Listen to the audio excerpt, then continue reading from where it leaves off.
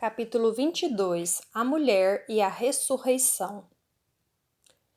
As águas alegres do Tiberíades se aquietavam de manso, como tocadas por uma força invisível da natureza, quando a barca de Simão, conduzindo o Senhor, atingiu docemente a praia. O velho apóstolo, abandonando os remos, deixava transparecer nos traços fisionômicos as emoções contraditórias de sua alma, enquanto Jesus o observava adivinhando-lhe os pensamentos mais recônditos. Que tens tu, Simão? Perguntou o mestre com seu olhar penetrante e amigo. Surpreendido com a palavra do Senhor, o velho Cefas deu por um gesto a perceber os seus receios e suas apreensões, como se encontrasse dificuldade em esquecer totalmente a lei antiga, para penetrar os umbrais da ideia nova, no seu caminho largo de amor, de luz e de esperança. Mestre, respondeu com timidez, a lei que nos rege manda lapidar a mulher que perverteu a sua existência.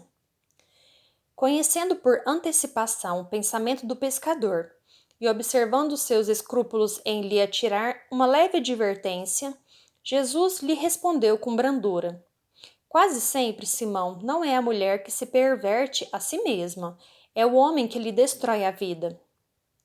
Entretanto, tornou o apóstolo respeitosamente, os nossos legisladores sempre ordenaram severidade e rispidez para com as decaídas. Observando os nossos costumes, Senhor, é que temo por vós acolhendo tantas meretrizes e mulheres de má vida nas pregações do Tiberíades. Nada temas por mim, Simão, porque eu venho de meu pai e não devo ter outra vontade a não ser a de cumprir os seus desígnios sábios e misericordiosos. Assim falou o mestre, cheio de bondade, e espraiando o olhar compassivo sobre as águas levemente encrespadas pelo beijo dos ventos do crepúsculo, continuou no misto de energia e doçura. Mas ouve, Pedro, a lei antiga manda apedrejar a mulher que foi pervertida e desamparada pelos homens. Entretanto, também determina que amemos os nossos semelhantes como a nós mesmos. E o meu ensino é o cumprimento da lei pelo amor mais sublime sobre a terra. Poderíamos culpar a fonte quando um animal lhe polui as águas? De acordo com a lei, devemos amar a uma e a outro, seja pela expressão de sua ignorância, seja pela de seus sofrimentos. E o homem é sempre fraco e a mulher sempre sofredora. O velho pescador recebia a exortação com um brilho novo nos olhos, como se fora tocado nas fibras mais íntimas do seu espírito. Mestre, retrucou altamente surpreendido, vossa palavra é a da revelação divina. Quereis dizer então que a mulher é superior ao homem na sua missão terrestre? Uma e outro são iguais perante Deus, esclareceu o Cristo amorosamente. E as tarefas de ambos se equilibram no caminho da vida, completando-se perfeitamente para que haja em todas as ocasiões o mais santo respeito mútuo. Precisamos considerar, todavia, que a mulher recebeu a sagrada missão da vida.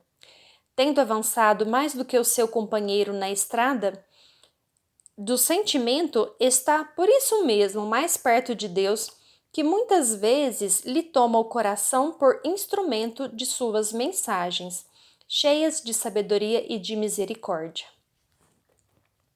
Em todas as realizações humanas, há sempre o traço da ternura feminina, levantando obras imperecíveis na edificação dos espíritos.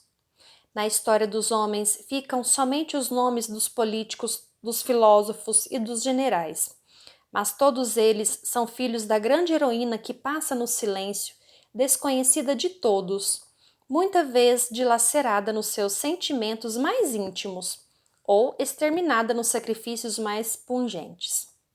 Mas também Deus, Simão, passa ignorado em todas as realizações do progresso humano. E nós sabemos que o ruído é próprio dos homens, enquanto que o silêncio é de Deus, síntese de toda a verdade e de todo o amor. Por isso, as mulheres mais desventuradas ainda possuem no coração o germe divino para a redenção da humanidade inteira. Seu sentimento de ternura e humildade será em todos os tempos o grande roteiro para a iluminação do mundo, porque sem o tesouro do sentimento, todas as obras da razão humana podem perecer como um castelo de falsos esplendores. Simão Pedro ouvia o seu mestre tomado de profundo enlevo e santificado fervor admirativo. Tendes razão, Senhor, murmurou entre humilde e satisfeito. Sim, Pedro, temos razão, replicou Jesus com bondade. E será ainda a mulher que buscaremos confiar a missão mais sublime na construção evangélica dentro dos corações no supremo esforço de iluminar o mundo. O apóstolo do Tiberíades ouvira as derradeiras palavras do Divino Mestre, tomado de surpresa. Conservou-se, no entanto, em silêncio ante o sorriso doce do Messias. Muito distante, o último beijo do sol punha um reflexo dourado no leque móvel das águas que as correntes claras do Jordão enriqueciam. Simão Pedro, fatigado do labor diário, preparou-se para descansar, com sua alma clareada pelas novas revelações da palavra do Senhor, as quais, cheias de luz e de esperanças divinas, dissipavam as obscuridades da lei de Moisés. 2 dias tinham passado sobre o doloroso drama do Calvário, em cuja cruz de inominável martírio se sacrificara o Mestre pelo bem de todos os homens. Penosa situação de dúvida reinava dentro da pequena comunidade dos discípulos. Quase todos haviam vacilado na hora extrema. O raciocínio frágil do homem lutava por compreender a finalidade daquele sacrifício. Não era Jesus, o poderoso Filho de Deus, que consolara os tristes, ressuscitara mortos, sarara enfermos de doenças incuráveis?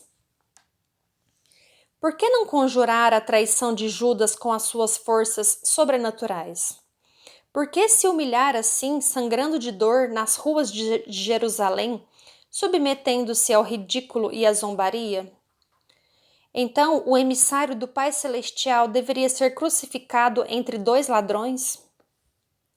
Enquanto essas questões eram examinadas de boca em boca, a lembrança do Messias ficava relegada a plano inferior, olvidada a sua exemplificação e a grandeza dos seus ensinamentos. O barco da fé não sossobrara inteiramente, porque ali estavam as lágrimas do coração materno trespassado de amarguras. O Messias, redivivo, porém, observava a incompreensão de seus discípulos como o pastor que contempla o seu rebanho desarvorado. Desejava fazer ouvida a sua palavra divina dentro dos corações atormentados, mas só a fé ardente e o ardente amor conseguem vencer os abismos de sombra entre a terra e o céu. E todos os companheiros se deixavam abater pelas ideias negativas. Foi então, quando na manhã do 3º dia, a ex-pecadora de Magdala se acercou do sepulcro com perfumes e flores. Queria ainda uma vez aromatizar aquelas mãos inertes e frias. Ainda uma vez queria contemplar o Mestre adorado para cobri-lo com o pranto do seu amor purificado e ardoroso. No seu coração estava aquela fé radiosa e pura que o Senhor lhe ensinara e, sobretudo, aquela dedicação divina com que pudera renunciar a todas as paixões que a seduziam no mundo. Maria Magdalena ia ao túmulo com amor e só o amor pôde realizar os milagres supremos. Estupefata por não encontrar o corpo do bem-amado, já se retirava entristecida para dar ciência do que verificar aos companheiros quando uma voz carinhosa e meiga exclamou brandamente aos seus ouvidos: Maria! Ela se supôs admoestada pelo jardineiro, mas em breves instantes reconhecia a voz inesquecível do mestre e lhe contemplava o inolvidável sorriso. Quis atirar-se-lhe aos pés, beijar-lhe as mãos num suave transporte de afetos, como fazia nas pregações do Tiberíades. Porém, com um gesto de soberana ternura, Jesus a afastou, esclarecendo: Não me toques, pois ainda não fui a meu Pai que está nos céus. Instintivamente, a Madalena se ajoelhou e recebeu o olhar do Mestre, num transbordamento de lágrimas de inexcedível ventura. Era a promessa de Jesus que se cumpria. A realidade da ressurreição era a essência divina que manteria eternidade ao cristianismo. A mensagem da alegria ressoou então na comunidade inteira. Jesus ressuscitara. O evangelho era verdade imutável. Em todos os corações pairava uma divina embriaguez de luz e júbilos celestiais. Levantava-se a fé, renovava-se o amor, morrera a dúvida e reerguera-se o ânimo em todos os espíritos. Na amplitude da vibração amorosa, outros olhos puderam vê-lo e outros ouvidos lhe escutaram a voz dulçorosa e persuasiva, como nos dias gloriosos de Jerusalém ou de Cafarnaum. Desde essa hora, a família cristã se movimentou no mundo para nunca mais esquecer o exemplo do Messias. A luz da ressurreição, através da fé ardente e do ardente amor de Maria Madalena, haviam banhado de claridade imensa a estrada cristã para todos os séculos terrestres.